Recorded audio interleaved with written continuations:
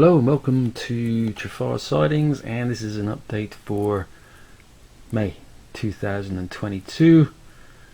And I was going to start off with the usual, I didn't get anything done, but that's getting boring now, so let's pretend I did get something done, but I didn't get anything done. Anyway, first up, the bridge.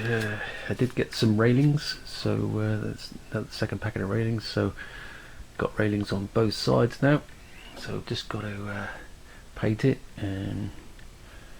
But what I have done is put it at an angle, so I think that looks a lot better in terms of rather than straight across the boards. I mean, it is crossing a baseboard gap here, so I've got to figure out how to do that.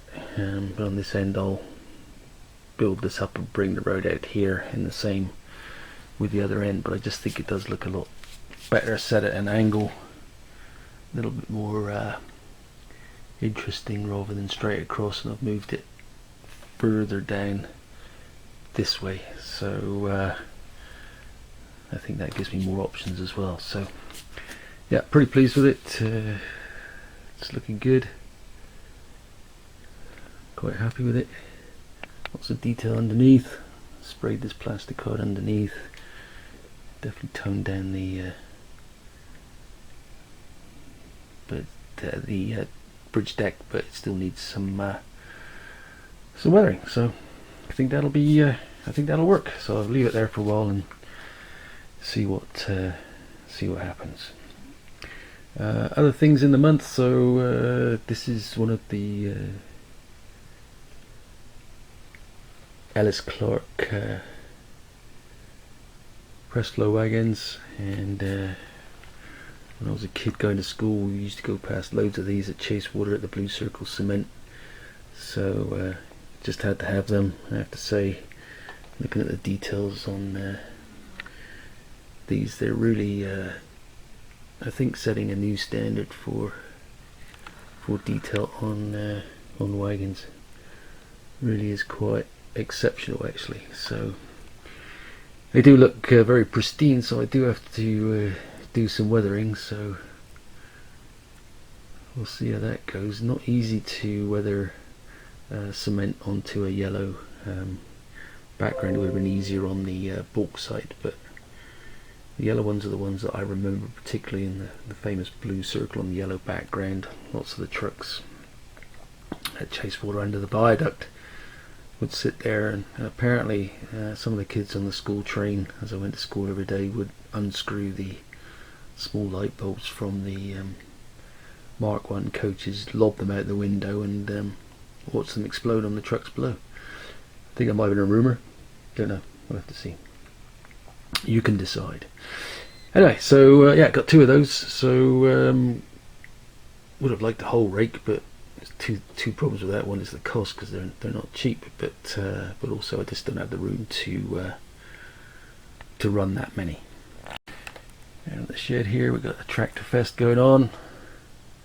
It's kind of cool having the 3 there, and the 08 shows how many locomotives I can actually store here, which should be quite good for the super train, which will hopefully go ahead next year.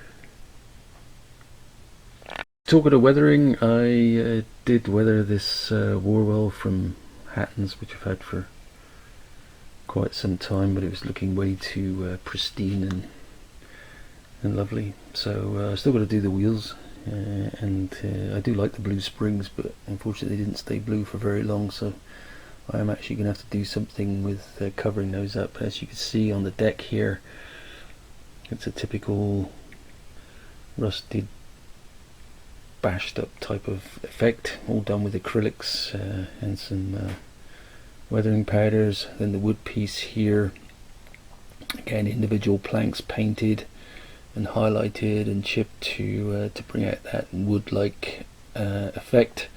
A couple of Intentio sleepers there, and some scale model scenery wrenches that are there too. So palette from scale model scenery. It's got an oil spill there from AK engine oil,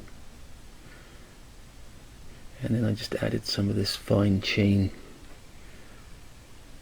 on the clasps at either end, so I think that looks a lot better than it did when it was just a pristine thing, because these things were heavily used and abused. So I think it looks a lot better now, and a bit more in keeping with the rest of the vehicles down here, which I have weathered. The 08 still needs to be finished, as you can see with the tape on the windows.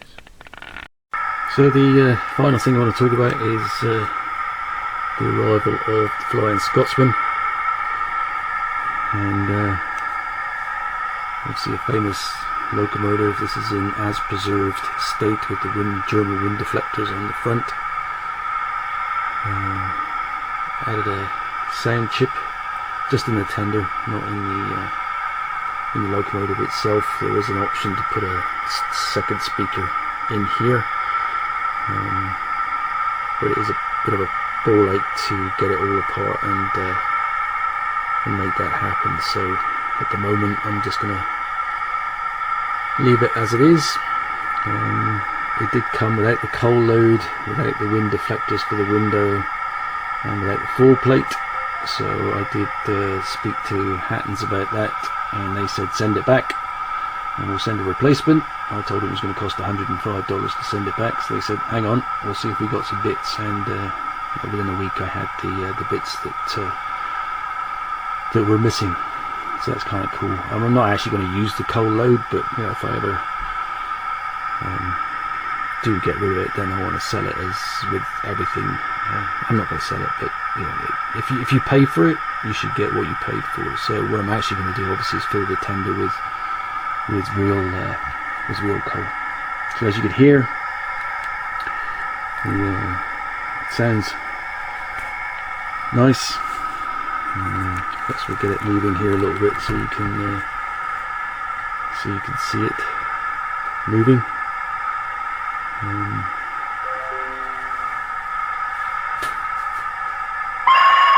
Got the whistle.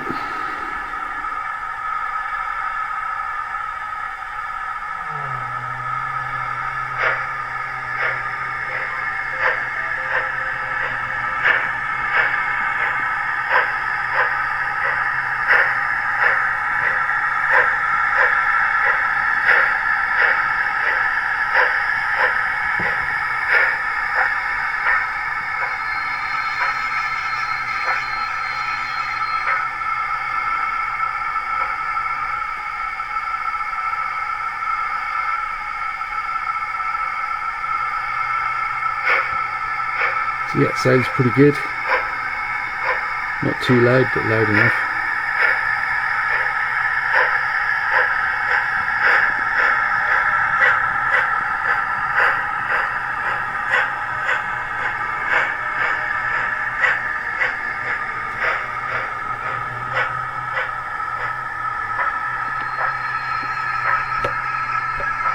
Oh, sorry about the camera.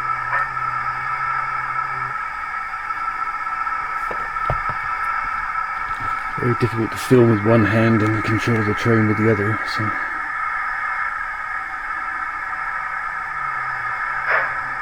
But yeah. Never really had steam engines when I was in 00 gauge, and obviously they had disappeared from the railway by the time I really got interested in railways. So, but I can run this as a heritage locomotive, and yeah. You know, it's got lots of detail. It's a beautiful model. Obviously, if you touch it at all, pieces fall off. It's so delicate, so it's not like the brass models or some of the kit models that people make. But you know, I've got to be really, really careful with it in terms of how I treat it. So, anyway, that's it. As usual, nothing done. Rest of the railway remains as is. Don't even have any plans for this next little while, so I'll just have to surprise and delight you in the next update. Anyway, thanks for tuning in, and see you next time.